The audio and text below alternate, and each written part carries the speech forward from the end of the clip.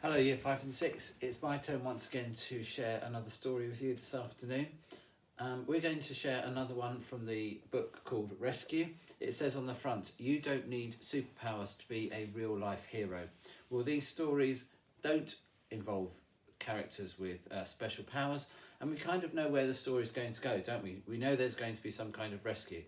The interest is how the rescue actually happens.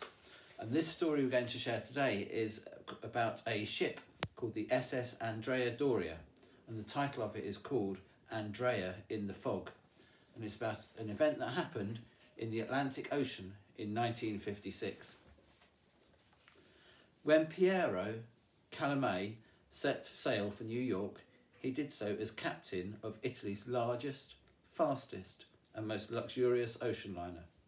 More than 212 metres in length, the SS Andrea Doria had room on board for nearly 1,250 passengers and 600 crew. Many people at the time thought she was the most beautiful ship anywhere in the world.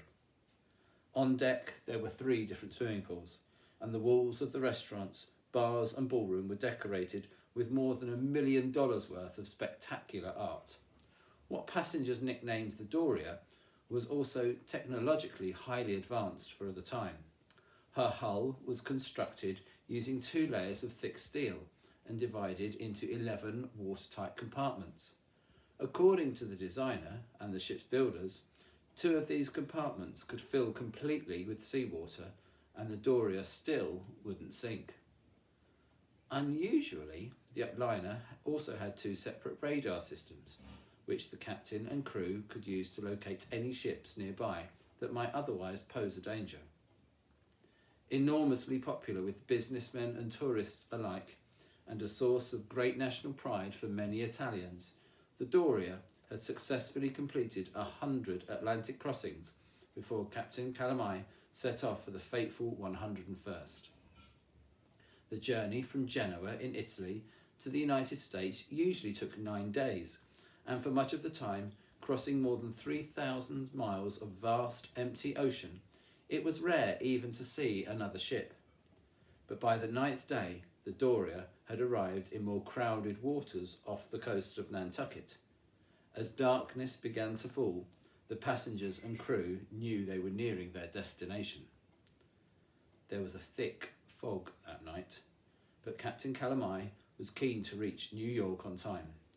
The Doria was steaming ahead at almost full speed when she was struck hard at around 11 p.m. by MS Stockholm. This was Sweden's largest passenger ship, which was by chance travelling in the opposite direction back to Europe. She too was equipped with radar, but unfortunately, by the time any of the sailors on either vessel had spotted the other one, it was too late for either of them to slow down or to change course to avoid a collision.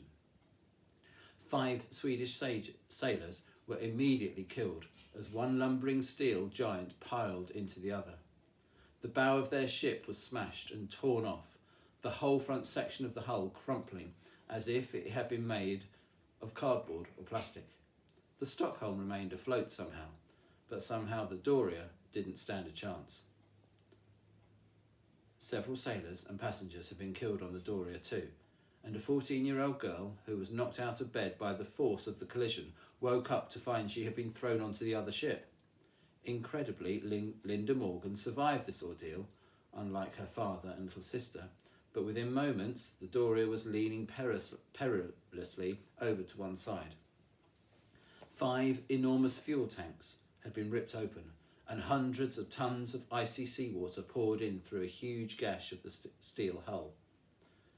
The crews of both ships sprang into action straight away. Realising that his own vessel was certain to sink, Captain Calamai gave the order to abandon ship. Unfortunately, because the Doria was leaning so heavily, at least 8 lifeboats on one side could not be launched. Without these, the captain could not see how it would be possible to get the 1,700 men, women and children off the ship safely. He asked for a desperate SOS message to be sent using the ship's radio. Danger immediate, need lifeboats, as many as possible. This was the worst collision in American waters for more than 40 years, but in a way it was lucky that it happened where it did.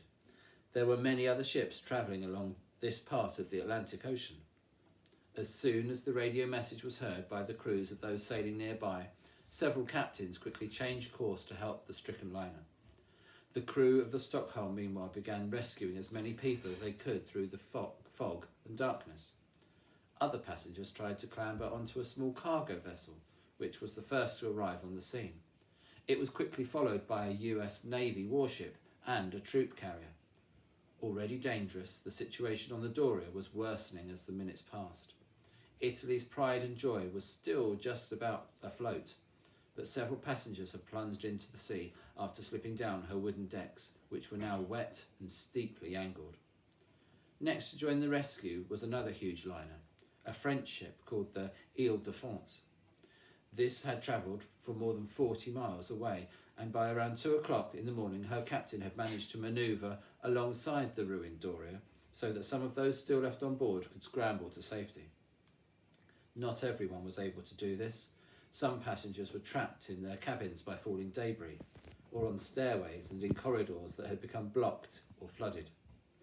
Other parts of the ship were filling with choking black smoke from the engines. With the Doria likely to sink at any moment, nothing could be done to save many of these passengers, especially those who were stuck on the lower decks. Tragically, 46 passengers and crew died in this way, and at around 5:30 a.m, Captain Calamai boarded the last lifeboat, knowing that everyone who could be taken off safely had been. By this time, more than 750 people were crowded onto the already packed French liner. Another 545 had already joined